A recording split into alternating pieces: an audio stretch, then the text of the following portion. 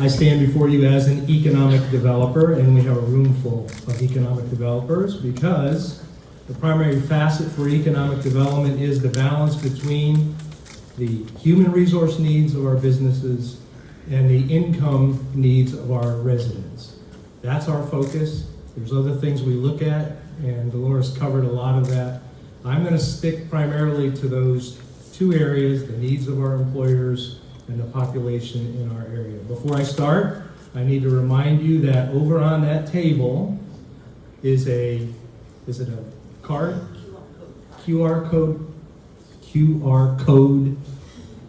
card. And we'd like you to take that and take the Volusia Business Resources Survey that will pop up when you do that, when you take a picture of it, whatever you do with that QR code, all right? We want you to take that survey. We're collecting information right now to understand the needs of our businesses. And Volusia Business Resources, many of the business servicing organizations in this room right now, that's what we do. So anyhow, there's a commercial for Volusia Business Resources annual survey. All right. Much of this information is the same as what you just saw, maybe looks a little different. I'm going to run through it very quickly, but here's the story I'd like to tell. It starts with population.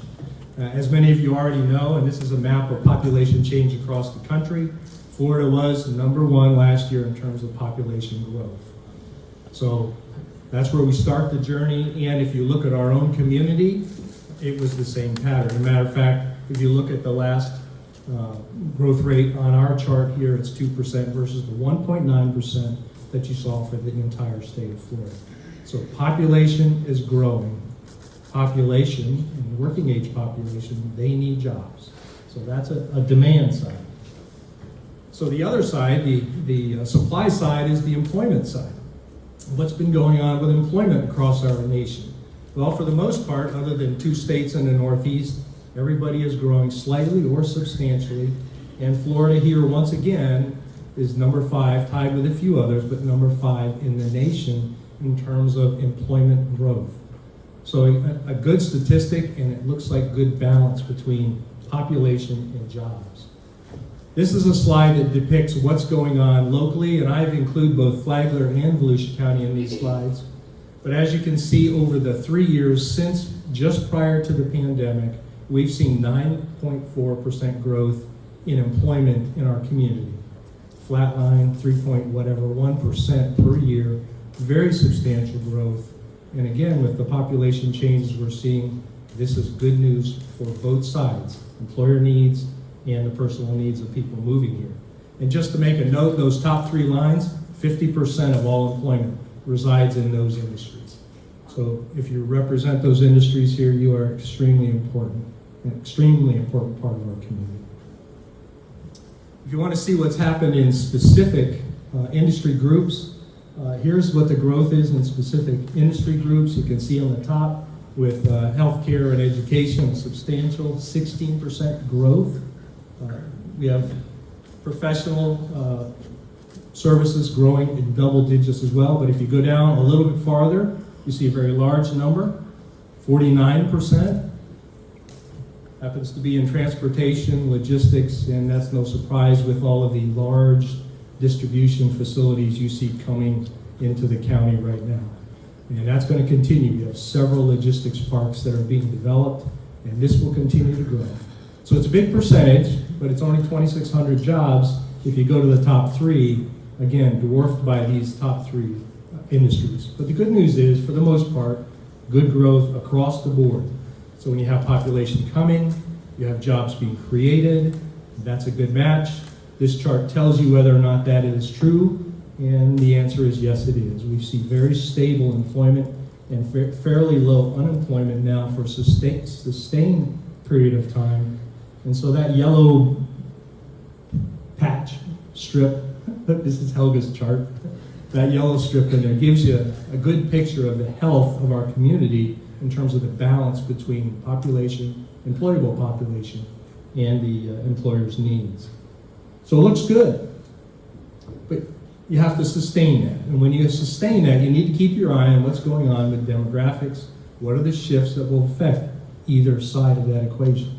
I put this slide up here just to highlight something. Over time, there's been a shift, and it's a demographic shift. We all knew that the baby boomers was a large group that was coming through, and you can kind of see the effect of that when you go to 2001 at 26% for that age cohort, 35 to 44. You see the 23% in the age cohort in 2011. It's moving along. But what people, I think, don't realize is that top two groups are going to be making up a substantial part of the employment base in this community, and maybe more so in this community. But going from near 13% of the workforce now up to almost 25% of the workforce is going to be in that 55 and up age group. Likewise, if you look at the bottom number, back in 2001, that age cohort was 15.6%. It's going to drop to 11%. So, those of you who need the physical capabilities of young men and women, or the mobility of young men and women, like me when I was that age. By the time I was 40, I'd moved 12 times, and it was okay. But after 40, not so much. So if mobility and the physical characteristics or physical capabilities of that younger group is what you build your business on, just be aware that this shift is coming. And then the other thing to keep an eye on, our business is starting there. So it's not always organic growth. Sometimes you need new businesses. And once again, Florida ranks high here in terms of best states to start businesses. We're number 6. And you look locally, and that trend bears itself out here. So we see the growth rate of business formation in Flagler and Volusia County. We're now up to 12,664 new businesses, or applications that were made for new businesses. And so the growth here, because of the environment that's been created, is continuing. And this is a picture of the actual change that's occurred since 2019. If you look at the top line, professional and business services, there's been 541 new establishments in our community in that profession. So you can look down the list. I won't go through all of the numbers, but we are growing our businesses. We're gaining population, jobs are being created, and we're growing our businesses. It's a great story. But everything's not wonderful in paradise. And we talked about this briefly. This happens to be a chart that shows the number of job openings versus the number of jobs available. And though Florida has now gone to where we have more people available than job openings, the reality is we still haven't overcome the gap or the interference between people available and the jobs that are available. Florida's in the 40 to 69%. What that means is, since February of 2020, that number of open jobs that have not been filled has grown 40 to 69%. So that's continuing. So one of the things that we know, and one of the problems we're going to have to overcome, really as a nation, but specifically locally, is this participation rate issue. So the change in participation rate nationwide represents 1.9 people that have disengaged. And if you look at, again, age cohorts, this happens to be the 55 and up. They continue to increase their participation rate. You look at the next cohort, which is the 25 to 54, there was a decline, but for the most part, is bouncing back a little bit. You look at the younger cohort, not so much. The projection is a continued decline in participation rate. And as we talk about the needs of our businesses and what's going on in our community, we need to pay attention to that. And then the last thing I want to talk about is quits. So quitting, which fits well with the retention, is a trend that has been increasing. This gives you a look going back to 2002 and some of the ups and downs. The Great Recession had an effect, but since then the quit rate has continued to grow nationwide. And if you look at percentages, that represents right now, if you look at the latest data that came out, roughly 2.5% of the turnover is people voluntarily leaving the workplace.